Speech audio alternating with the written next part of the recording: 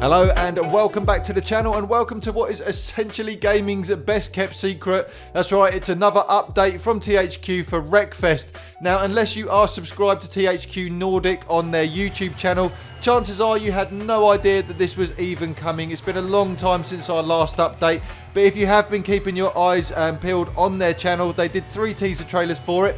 They didn't announce exactly when it was going to be coming out, but it did actually land yesterday, and with it has come some massive changes to the game along with some more content. There's actually been so much content added that what I've decided to do is actually split this into 2 separate videos. So this one is going to be all about the free update stuff. So you're going to hear about the new free track along with the tournament mode. If you're more interested in the paid for DLC car pack that's come out, the American All-Stars pack, I have already done a video on that. The link is down in the description. Follow that and that will take you directly to that video where you can hear all about that instead. Alternatively, just go to the playlist section within my channel and you will find an entire Wreckfest playlist where I've covered every single car pack and every single update that has come to this game so far, so feel free to go and check that out. Okay, so what are we actually getting for free this time round with this update then? And as I touched on a minute ago, we are getting a brand new track, or should I say Destruction Derby kind of arena. It's called The Moor. It is a really interesting design, this one. It's the first one that's actually got no edges to it, so you can push cars out over the sides, but equally, obviously, you can very easily go over the edge if you're traveling a little bit too fast or if one of the other guys clips into you.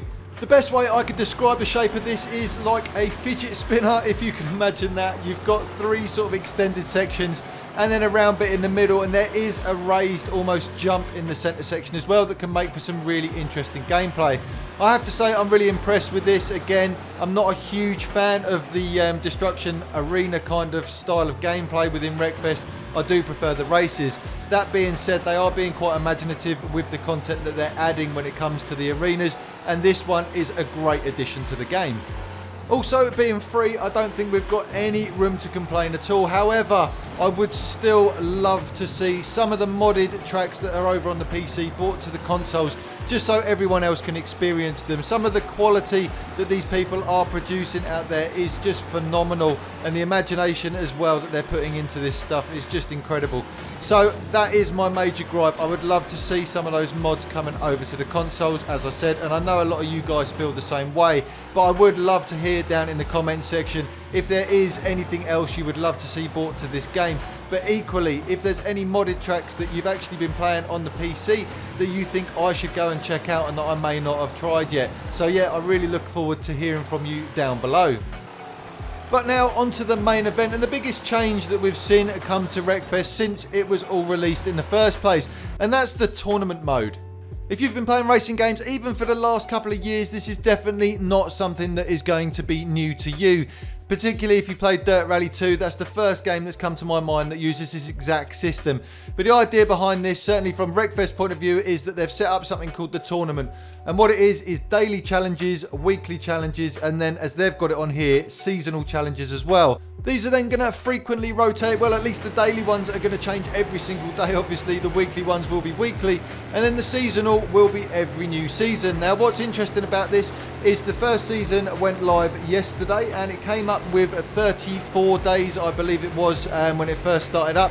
So that means the season is only going to be around about a month long. So does that mean we are going to get new content every single month moving forward, or is this just going to be a very short-lived thing? The challenges you're going to face when you first log into this are nothing that you wouldn't expect from Wreckfest, or at least they're not from the daily challenges point of view anyway. You've got a couple of race events and then you've got a couple of destruction events. What I will say though is that they actually can be quite challenging. I've had to redo them quite a number of times to get the gold medal at the end of it all. And some of the events can actually be quite long as well. So they are a little bit of a challenge just to make your way all the way to the end in some circumstances. But it's quite nice to have that challenge because it's felt like a long time since I really have been challenged in this game. Then moving on to the weekly and seasonal challenges, and these are where it gets quite interesting. Now these are very much like the special events you would have found in the career while you're progressing through that. From the ones that have been uploaded so far, it looks like they're going to involve one specific vehicle doing a specific task. You get no choices within the challenges at all. Now, the big one this time round is actually the seasonal challenge, where they're giving you a brand new vehicle that we've never seen in the game before to use, and all you got to do is drive into as many cars as you possibly can within a time limit. Now, the vehicle's called the Doom Rig. It is actually something that is available for you to buy within the game.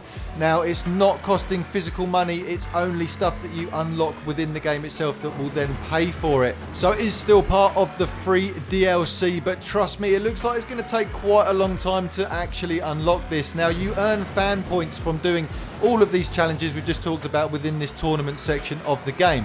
The harder the challenge, the more fan points you are going to earn, but the reality here is that you can't replay the events. So you can physically go and replay them if you want to as many times as you want, but you will only earn the fan points once. So if you get a gold medal the first time you race it, you're never going to get any more out of it. Now, you can, for example, earn a bronze first time you do a challenge. You can go back, then earn a silver, then you can earn a gold, but you will only earn the incremental amounts extra on top of what you'd already earned. So the reality is, after playing through it for, well, yesterday evening, I ended up with 1,170 fan points, and the Doom Rig costs 30,000 fan points to buy. So we're talking a good 30 days worth of work realistically to get to that point. If you're not too bothered about unlocking that Doom Rig though, there is other things available in the tournament store at the moment. There's a couple of cosmetic items. You got one there which is a paint scheme for a vehicle called the Dirt Bomber, and then there is a bundle as well called the Meat Grinder, which looks like it contains some sort of shark toppers for the top of your car, and also some paint and livery for it as well. But again, they're not the cheapest things in the world. You're talking just for the paint pack, the Dirt Bomber one that I was talking about, that's 10,000 fan points, so about 10 days work.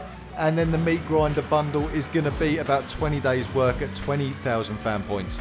So for me personally, I would like to see the requirements lowered just a little bit. I think it's a little bit difficult to ask people to go on it every single day to earn enough to unlock some of these bigger items, and then if you're going to miss out on them once the season ends, it's going to be a little bit disappointing. However, all in all, the tournament mode is a fantastic addition to the game and something that was definitely needed in my opinion. If it works anything like it does in Dirt Rally, it's definitely going to keep me coming back again and again, trying to constantly beat the previous challenge that was set out. The guys over at Bugbear have done a fantastic job with the DLCs in my opinion. We've seen some really good stuff coming through over the last 6 months. And the fact that they've added this tournament mode just looks like they really are planning on keeping this going for a long time, which is great to see. If it's been a while since you've been playing Wreckfest, then this is probably the time to go back and check out some of this content. I think you'll have a load of fun going back to it now. It has really changed the game quite dramatically. As I said at the beginning of the video, if you're more interested in going to check out the new DLC car pack, certainly if you're a season pass holder, it is available to you straight away. If you're interested in that, I will link that video down in the description. That one is already up on YouTube. I'm going to leave you with a short video of me just having a go at one of these challenges. Please feel free to stay till the end and watch that, but equally if you don't want to, you don't have to. As always, don't forget to subscribe, like, comment, all that good stuff. Thanks for coming by the channel today, and I'll see you on the next one.